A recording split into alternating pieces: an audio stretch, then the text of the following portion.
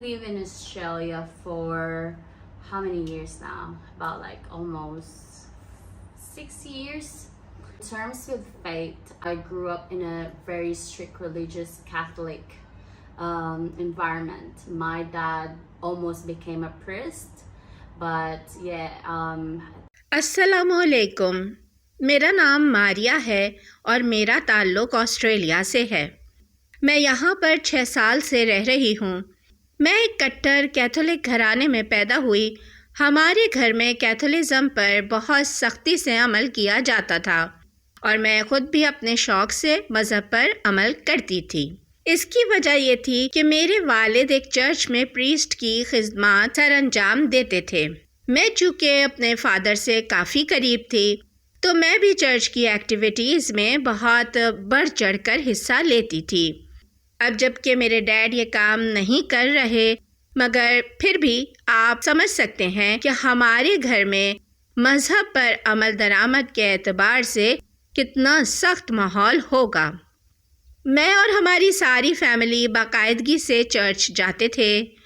हम लोग सिम्बियांग गैबी अटेंड करते थे।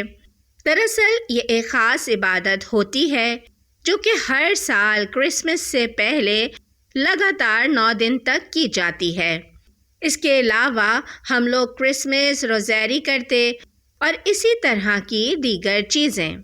ये सब बताने का मकसद ये है कि आपको अंदाज़ा हो सके कि हम लोग कितनी सख्ती से अपने मज़हब पर अमल दरामद करते थे। मैं अपने सिबलिंग्स में किसी और के बारे में तो कुछ नहीं कह सकती, मगर मैं कम से कम ये सब कुछ अपनी खुशी से करती थी। मैंने बचपन से स्कूल की तालीम भी एक कैथोलिक स्कूल में हासिल की थी। इसके अलावा रोज़ाना रात को सोने से पहले जीसस से प्रार्थना करना हमारा रोज़ का मामूल था। हमारे डैड किसी भी काम में कितने भी मसरूफ़ क्यों ना होते, मगर वो सोने से पहले हमारे कमरे में आते और हमसे पूछते कि क्या हमने सोने से पहले प्रार्थना कर ली है, और वो हमारे लिए कैथोलिक सॉन्ग गाते जो कि चर्च में इबादत के लिए गाया जाता है। मेरे ख़याल में अपने तमाम बहन भाइयों में मैं ही अपने डैड से मजहबी इबादत के मामले में सबसे ज़्यादा क्लोज़ थी, और यही वजह थी कि जब मैंने इस्लाम कबूल किया तो सबसे ज़्यादा दुख भी मेरे डैड को ही हुआ था। मैंने उन्हें एकदम इत्तला नहीं दी थी कि मैंने इस्लाम कबूल कर लिया है, बल्कि मैंने इस्लाम कबूल करने से चंद दिन पहले या चंद हफ्ते पहले उनकी जहन साजी शुरू कर दी थी। मैं उन्हें अपनी फ़ोटोज़ शेयर करती जिनमें मैंने हिजाब लिया हुआ था। मैं कहती, देखें मॉम डैड, मैं इसमें कितनी अच्छी लग रही हूँ, और उनका पहला सवाल यही होता कि क्या तुमने इस्लाम कबूल कर लिया है। मैं कहती नहीं, मगर स्टडी करने में क्या हर्ज है। दरअसल मैं उन्हें बताने से डर रही थी। मुझे काफ़ी हद तक अंदाज़ा भी था कि इस खबर से उनके दिल पर क्या गुजरेगी और उनका क्या रद्द अमल होगा।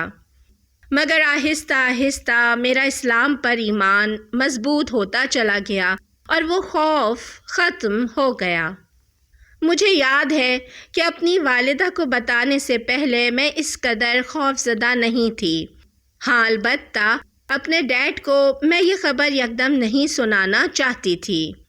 मेरी वालिदा हमारी फ़ैमिली में सबसे ज़्यादा मददगार फ़र्द हैं, और मेरे ख़याल में हमारी सारी फैमिली ही सबसे ज़्यादा उन्हीं के साथ हर चीज़ आसानी से शेयर कर लेती है। मगर वालिद साहब के मामले में मुझे अंदाज़ा था कि उनके अंदर से उनका दिल बहुत ही बुरे तरीके से टूटने वाला था, और मैं चाहती थी कि इस खबर का सदमा उनको कम से कम पहुँचे। मैं कोई नाबालिग या कमसिन बच्ची नहीं थी। मुझे अच्छे बुरे की तमीज़ थी, और मैं जानती थी कि मेरे लिए क्या अच्छा है और क्या बुरा है, मुझे क्या करना है और क्या नहीं करना। और मुझे पता था कि इस्लाम कबूल करने से पहले मुझे उनकी इजाज़त की ज़रूरत भी नहीं थी।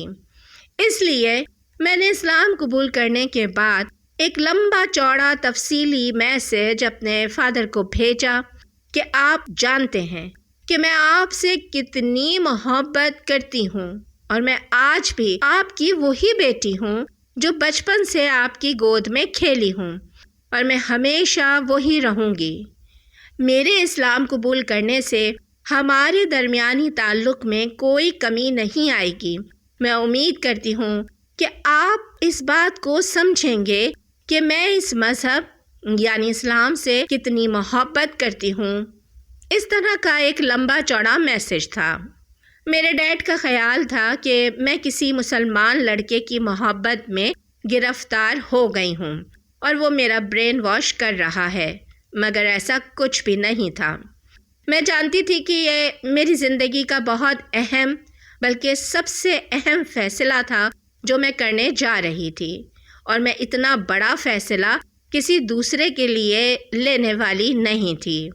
میرے اسلام قبول کرنے کے فیصلے میں سب سے اہم کردار کشمانہ کا تھا۔ وہ بھی مذہب تبدیل کر کے اسلام قبول کرنے والی ایک لڑکی تھی جو کہ یوٹیوب اور ٹک ٹاک پر کافی مشہور ہے۔ میں نیچے ڈسکرپشن میں کشمانہ کی ویڈیو کا لنک بھی دے دوں گی۔ میں کشمانہ کو دیکھ کر بہت زیادہ متاثر ہوئی تھی اور وہیں سے میں نے اسلام کو اسٹڈی کرنا شروع کیا تھا۔ اس کے بعد میرے ڈیڈ نے مجھے اکثر اسلام مخالف ویڈیوز کے لنک شیئر کرنا شروع کر دیے، جس میں کوئی کیتھولک پادری اسلام کی برائیاں بتا رہا ہوتا تھا، کبھی کسی مباحثے کی ویڈیو ہوتی جس میں عیسائی اور مسلمان آپس میں بحث کر رہے ہوتے، اور اسی قسم کا اسٹف وہ مجھے شیئر کرتے رہتے ہیں۔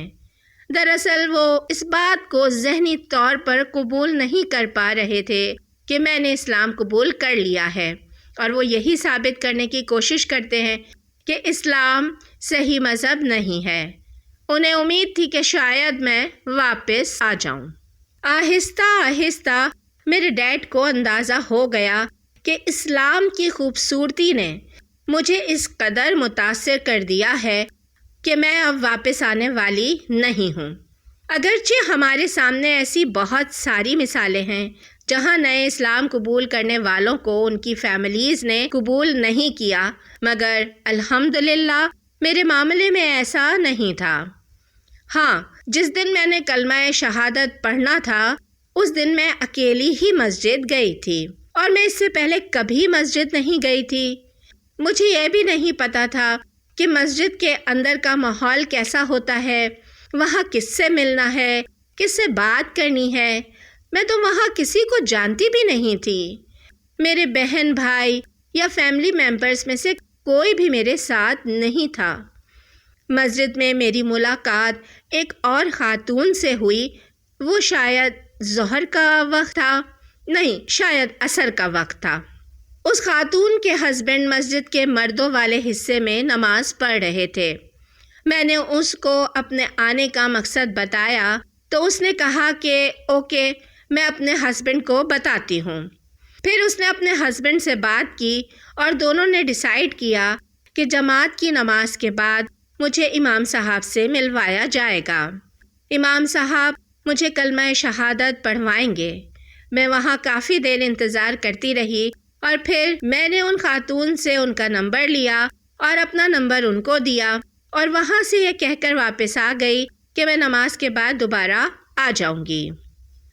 دراصل میرا گھر مسجد سے 5 منٹ کے فاصلے پر تھا۔ نماز کے بعد ان خاتون نے مجھے میسج کیا اور میں واپس مسجد پہنچ گئی۔ وہاں جا کر میں نے کلمہ شہادت پڑھا۔ مجھے یہ بھی نہیں پتا تھا کہ اس کے لیے اپنے ساتھ کسی گواہ کو لے کر جانا ہے، اور میرے اللہ نے میری مدد کی کہ وہ اجنبی خاتون اور ان کا شوہر میرے گواہ بنے، اور میں نے وہاں موجود لوگوں کے سامنے کلمہ پڑھ کر اسلام قبول کر لیا۔ میری آواز کانپ رہی تھی، منہ سے الفاظ ادا نہیں ہو پا رہے تھے۔ میں بہت زیادہ جذباتی تھی اور مسلسل رو رہی تھی۔ اس کے بعد اس بہن نے مجھے گلے لگا لیا اور بہت بہت مبارکباد دی۔ اس کے بعد مسجد سے باہر آ کر 2 گھنٹے تک میں اپنی گاڑی میں بیٹھی روتی رہی. پتہ نہیں کیوں مجھے اتنا رونا آ رہا تھا. شاید وہ جذبات تھے، خوشی تھی، بلکہ اس سب کا ملا جلا تاثر تھا. اور بس فی الحال میرے پاس کہنے کے لیے اور کوئی بات نہیں ہے. اگر آپ کے دماغ میں کوئی سوال ہے تو کمنٹ میں پوچھیے. انشاءاللہ اگلی ویڈیو میں اس کا جواب دینے کی کوشش کروں گی. اپنا خیال رکھیے گا. السلام علیکم.